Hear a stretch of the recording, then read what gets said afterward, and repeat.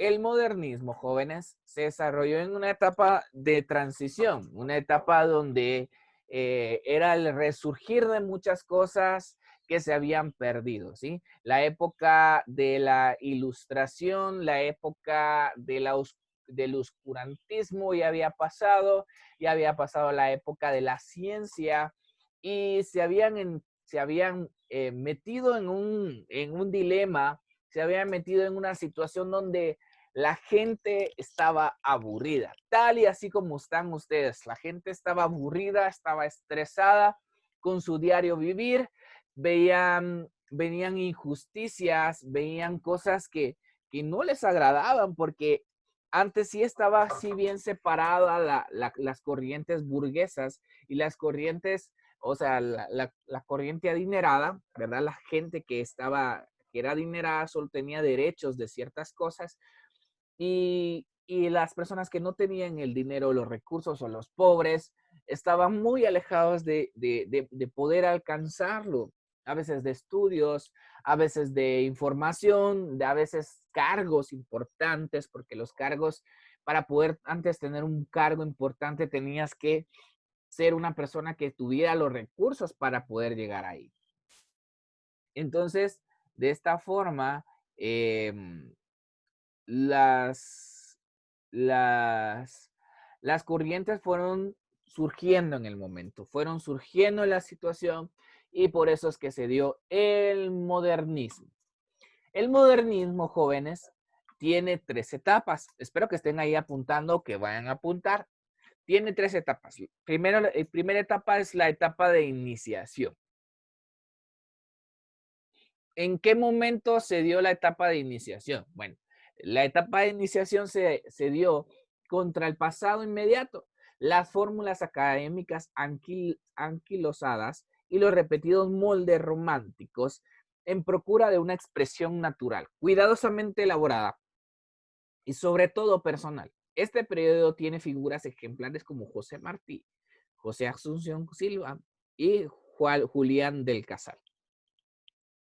La segunda es la segunda es el apogeo. El apogeo del modernismo estuvo en la etapa de 1896 y 1905. Finalizado el proceso de experimentación, la nueva etapa está dominada por una agudización del estilo modernista. Y de esta forma podemos ver que estuvo determinada por esta agudización. Eh,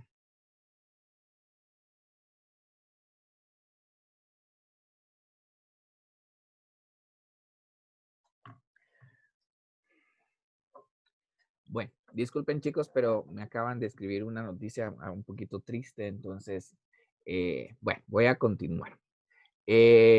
Finalizado este proceso, el punto del modernismo era exagerar, era que fuera exótico, era que fuera precioso y que fuera influenciado por los franceses. Por eso es que ahí ustedes ven en la presentación, dicen que fue influenciado porque fue afrancesado. ¿Sí? Judith, ¿quieres hablar? ¿No? Muy bien. Cuando murieron prematuramente los iniciadores, Darío se perfila como el único indiscutible de la joven generación de los años 20 en los años siguientes. La obra del mejor representante en este periodo es Prosas Profanas, en 1856. Voy a seguir avanzando.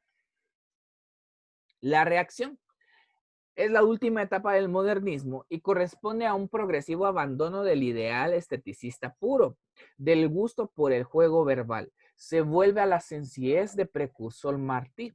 Esta etapa se inicia en 1905, en este año que se publica Cantos de Vida y Esperanza. Estas fueron las tres etapas del modernismo. La otra etapa tuvo características. ¿Cuáles fueron las características? Bueno, el modernismo se caracterizó por una renovación del vocabulario, a menudo lleno de muchos galicismos, es decir, de expresiones afrancesadas. El uso continuo de las metáforas y la versificación se volvió mucho más audaz. ¿A qué corresponde esto, jóvenes? Bueno, corresponde que la técnica de escritura tenía que ser mejor elaborada, tenía que estar mejor escrita, mejor realizada, y por eso es que el modernismo se caracterizó de eso, ¿sí? Dio rienda suelta a su mente, pero en su forma formal, en su escritura, fue mucho más riguroso y fue más disciplinado con esto. ¿Cuáles fueron las principales características del modernismo? El modernismo significa la fantasía imaginativa, la fantasía verbal. Significa salvaguardar el recurso de estilización y a la sublimación. Se refugia en lo exótico, en lo onírico y en lo legendario. Lucha contra el realismo mercantil del capitalismo. Busca la fantasía como entrañamiento y transfiguración. Infunde a la poesía ritmo, asume una posición americanista. El modernismo absorbe la historia universal y la geografía mundial. Su visión es cosmopolita, lucha contra el provincialismo y revalora la instrumentación sensitiva por medio de los sensores, las áreas sensitivas, ¿verdad? Que es los olores, los colores, los sonidos, incluso los mismos sabores, ¿sí? Su arte era verbal y formal y la letra domina sobre la idea. Es un aliado del simbolismo y el parnasianismo francés. ¿Qué es el simbolismo? Bueno, el simbolismo le enseñó al modernismo a revaludar la intuición y el intimismo, a descubrir las emociones, pero no a decir, sino a sugerir, por medio de analogías, alegorías, símbolos tomados de la mitología griega, de la edad europea y de las leyendas escandinavas. Estas asignaron una gran importancia a la armonía del verso, ¿sí? ¿Por medio de qué? De la asonancia, de,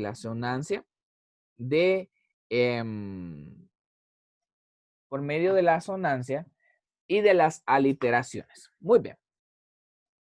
Ahora, ustedes ven aquí en la imagen número derecha acerca de esto y vemos, no sé quién cree qué ser es. Y los que dieron ahí es un fauno, ¿verdad? Es el fauno que tiene cuerpo de hombre, tiene cuernos y tiene patas de un ciervo o de un cerdito, ¿verdad? O sea, también puede tener de esta forma, ¿verdad? ¿Por qué? Porque el simbolismo era sugerir por medio de analogías, por medio de historias que no eran tuyas, ¿verdad? Aquí estamos nosotros acostumbrados a dar historias acerca de las tradiciones de Guatemala, pero en ese momento no eran solo las tradiciones de cada país, sino eran las tradiciones que se conocían y eran las corrientes que se conocían de Europa. Recuérdense que en ese momento la región americana estaba siendo todavía, estaba en la fase de independización, en la fase de donde estaban saliendo de un montón de situaciones de, de conflictos que tenían con los países que los habían gobernado, ¿verdad? Y los habían de esta forma tenido presos a cada uno. Entonces, por eso es que surgió el modernismo. Voy a avanzar. El parnasianismo. Esta tendencia poética contagió al afán de renovar la expresión y perfeccionar la forma, que debía ser impecable, tenía que ser bella, tenía que ser escultural, de líneas muy puras. Para ello era necesario evitar el sentimentalismo, la nota íntima, el deslice emocional. El poeta era un artífice de la palabra, el conocedor de todos los recursos de la lengua y el verbo. Tú no podías ser, antes no podías ser un destacado escritor porque sí, tenías que haber estudiado, tenías que tener una influencia, tenías que saber cómo es que está hecho la escritura, ¿sí? No es solo como ahora conocemos el lenguaje, ¿verdad? El lenguaje solo le damos un par de brochazos, sí, qué bonito las vanguardias, sí, qué bonito esto, sí, qué bonito lo otro, pero no tenemos bien el contenido de la información. Nosotros no estudiamos a fondo nuestro idioma. Imagínense, muchas veces pasamos con la idea de querer aprender otro idioma pero ni siquiera sabemos manejar el de nosotros. Simplemente no sabemos qué palabras llevan H y qué palabras sí, o qué palabras llevan Y y qué palabras llevan doble L. Entonces, imagínense nuestra poca concepción del idioma español y antes tenías que ser un artífice de la palabra, tenías que ser un conocedor. Entonces, deja mucho que desear lo que la tecnología nos ha quitado de cierta forma, porque la tecnología lo que hace es evitarnos, como por ejemplo, yo lo que hice fue escribirlo allí y ustedes lo van viendo y yo también lo voy leyendo. Y de esta forma también lo vamos realizando. Pero antes no era de esa forma.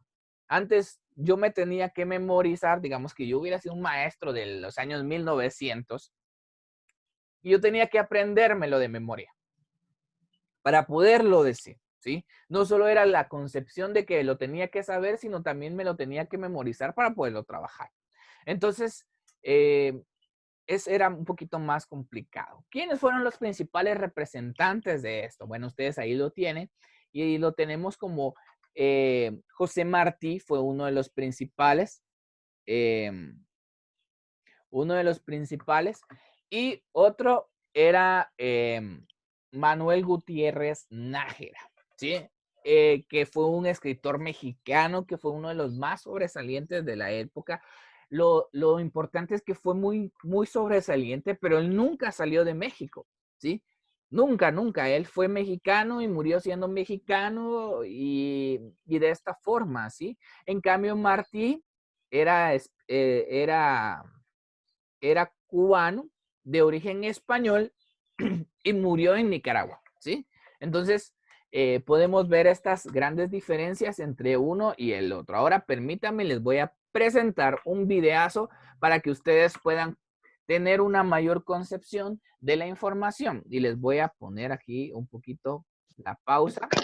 La humanidad se cuestiona el aparente progreso. El capitalismo genera la idea de deshumanización y las ideas socialistas con la crítica a la economía de Marx provocan el surgimiento de la Unión Soviética. En esta etapa se desarrolla la psicología con el subconsciente freudiano, el cine, los nuevos medios de transporte, la industrialización y la tecnología que permiten vislumbrar nuevas formas de entender la realidad y al ser humano. Con esta vorágine de cambios surgen varias formas de expresión o vanguardias que rechazan lo que ya estaba establecido o lo tradicional.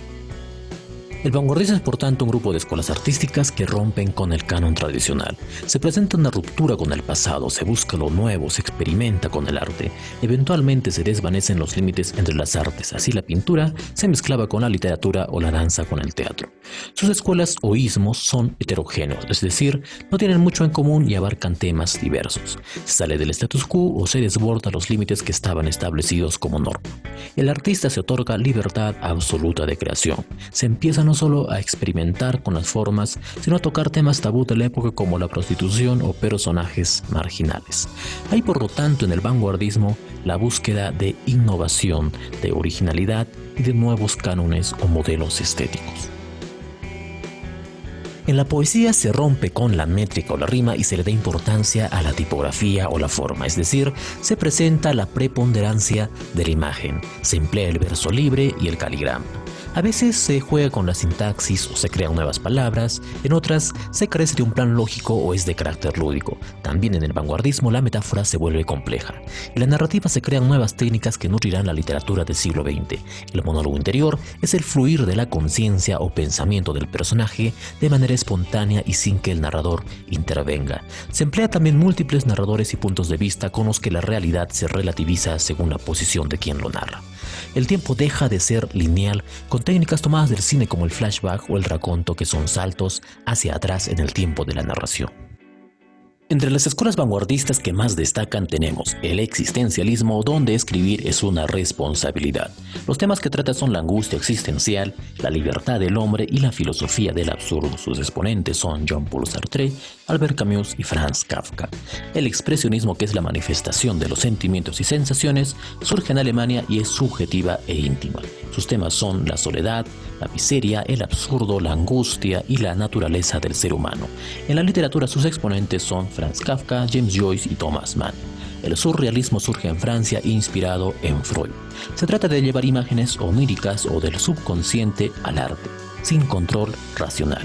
Se emplea la escritura automática, que consiste en coger un lápiz y papel y empezar a escribir dejando fluir libremente los pensamientos.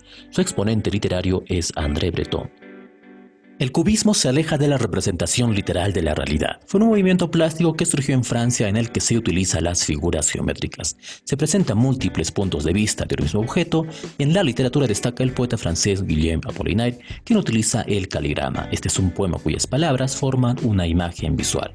El dadaísmo surge en Suiza y consiste en ir en contra de toda lógica. Se utiliza el azar. Es antiartístico y propugna la total libertad. En literatura suele ser una sucesión de palabras y sonidos sin lógica, denominado gitanjáfora. La causa de esta actitud fue la pérdida de sentido que trajo la Primera Guerra Mundial.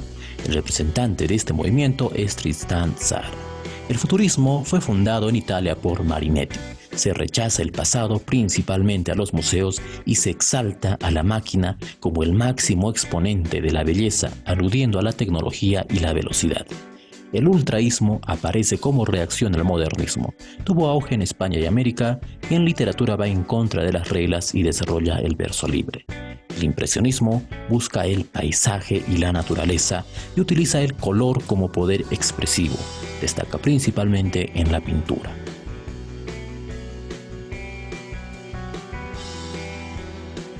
El vanguardismo ha retado los límites de la norma y ha generado polémica por su tono agresivo contra lo establecido por la tradición, y ha sido fiel a su principal característica, la libertad de creación.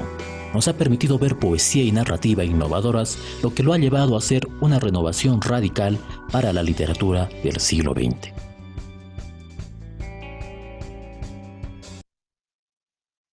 Muy bien, chicos. De esta forma le damos como entrada al vanguardismo. Vamos a estar recibiendo este tipo de videos o este tipo de información antes de. ¿Por qué? Porque yo necesito que ustedes vayan viendo los conceptos y la información antes de la clase. ¿Para qué? Para que de esta forma nosotros podamos tener un concepto general acerca de las situaciones. ¿Por qué? Porque a veces ni sabemos de lo que nos están hablando y ni nos interesa. Entonces, la otra clase que vamos a tener, lo voy a volver a repetir. La próxima clase voy a iniciar con las preguntas. Y voy a iniciar con preguntas acerca del vanguardismo. Ahora les voy a pasar el link. Si ustedes desean, se los voy a pasar al chat que está ahí. Y ustedes lo pueden copiar y lo pueden pegar o lo pueden guardar o le pueden hacer, tomar un screenshot para que ustedes lo puedan buscar y lo puedan ver más tranquilo en su casa. La verdad es que hay mucha información acerca del vanguardismo y eso es lo que yo quiero abordar, ¿sí? Entonces, primero voy a ver, en la otra clase voy a ver qué tanto vieron el video, ¿sí? Por medio de las preguntas. Y luego de eso vamos a continuar con la información del vanguardismo, si alguno quedó con alguna duda, si alguno quedó con alguna situación, para recopilar, ¿sí? Entonces, doy el tiempo y pregunto si en algún momento alguno de ustedes tiene alguna pregunta, puede hacerlo, estoy para servirles y para responderles sus dudas de esta forma.